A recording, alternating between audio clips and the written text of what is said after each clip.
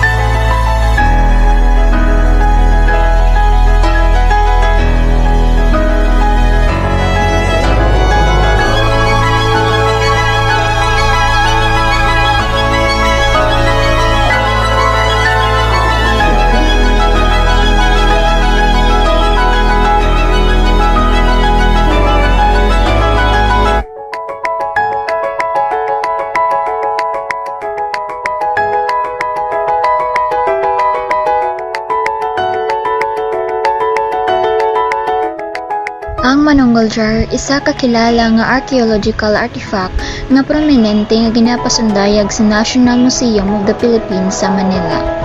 Ini nga ginakonsiderar bilang isa ka importante nga artipakto sang pre-kolonyal nga kasaysayan sang Pilipinas kag isa ka pamatuod sa manggad sang maritime culture kag mga pagtuo sa mga sinauna nga mga Pilipino.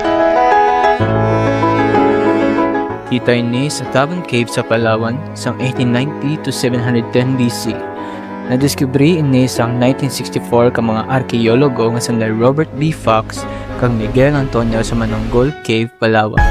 Ang Manonggol Jar ay kilala sang iya unique na tako nga nagatampok sa duwa ka tawo nga nagarepresentar sa isa ka biyahe sa bangka padulong sa piyak na kabuhi.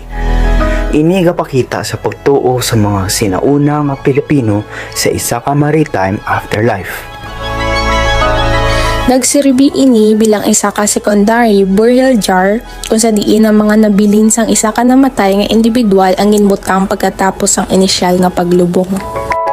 Ang Manonggol Jar isa ka simbolo sang koneksyon sa mga sinauna nga Pilipino sa dagat, sang ila pagtuo sa piyak nga kinabuhi kag sang ila artistic skills. Ini ang isa ka national treasure kag ginapinalipdan sang gobyerno sang Pilipinas.